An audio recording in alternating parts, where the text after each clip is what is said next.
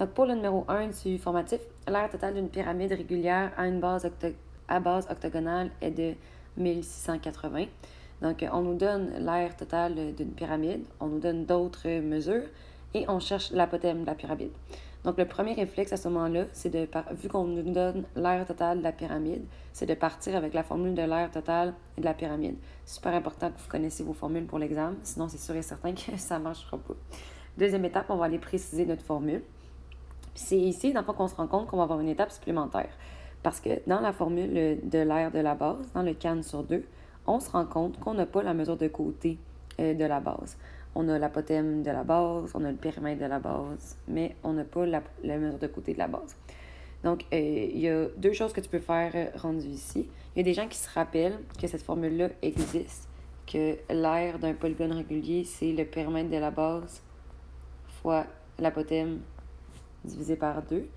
Ça peut fonctionner à ce moment-là, que tu peux mettre le périmètre de la base ici, l'apothème de la base, le 12 cm, puis tu divises par 2. Si jamais tu ne t'en rappelles pas et ça ne te tente pas d'utiliser cette formule-là, tu peux te faire une étape supplémentaire. On donne le périmètre de la base. Le périmètre de la base, c'est n fois c. Tu remplaces le périmètre de la base par 80, le nombre de côtés par 8 parce que la base est octogonale. Et à ce moment-là, tu trouves c. À partir de là, tout ce que tu as à faire, c'est de remplacer ce que tu connais dans ta grande formule et trouver ce qui te manque. Donc, la mesure de côté, c'est 10. Tu viens de le trouver. L'apothème de la base, c'est le 12 qui est ici. L'apothème du polygone formant sa base, c'est la même chose que l'apothème de la base. Et le nombre de côtés, c'est 8. Même chose ici, nombre de côtés 8 pour la base. Le C, c'est la mesure de côté 10. L'apothème de la pyramide, on ne le connaît pas.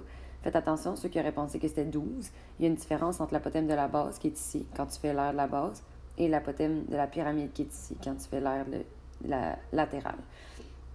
Et tu divises par 2. J'ai fait mon calcul ici. Dans le fond, tu fais la multiplication en haut. 10 fois 12 fois 8 et tu divises par 2. Ça donne 480. J'ai fait 8 fois 10, ça m'a donné 80. Ensuite, ici, 80 divisé par 2, ça se faisait bien. Ça donnait 40. J'ai fait moins 480 des deux côtés et j'ai divisé par 40. N'oubliez pas votre unité dans l'apothème. Super important. Fait que ça ici, c'est l'apothème de la pyramide. Pour le numéro 2, Fred a peint en gris les faces latérales d'un cube. Faites attention ici, les faces latérales, c'est différent de tout le cube au complet. Si jamais, à l'examen, on vous donnait l'aire totale du cube, l'aire totale, ce serait 6 faces. Mais l'aire latérale, c'est seulement 4 faces, puisqu'on enlève 2 bases. Donc, il nous reste 4 faces, je m'excuse. Donc, l'aire latérale, je pars avec ça. L'aire latérale est égale à 4 faces, donc 4 fois C à la 2. C à la 2, dans le fond, qui est l'aire de 1 carré, et il y a 4 carrés. Si c'était l'aire totale, ce serait R totale est égal à 6C, exposant 2. Et on a la surface latérale, on cherche la mesure du périmètre d'une base. Vu que tu cherches le périmètre d'une base, bien, le périmètre d'une base, c'est le périmètre d'un carré. La formule, c'est périmètre égal à 4c. Donc, on a besoin de la mesure de côté. C'est ça qu'on va aller trouver ici. Donc, ici, faites attention, on ne fait pas la racine carrée tout de suite. Vous divisez par 4 en premier, ça vous donne 219,04. Et finalement, après, vous faites la racine carrée. Une fois que tu as la mesure de côté, tu peux la remplacer dans la formule du périmètre d'un carré.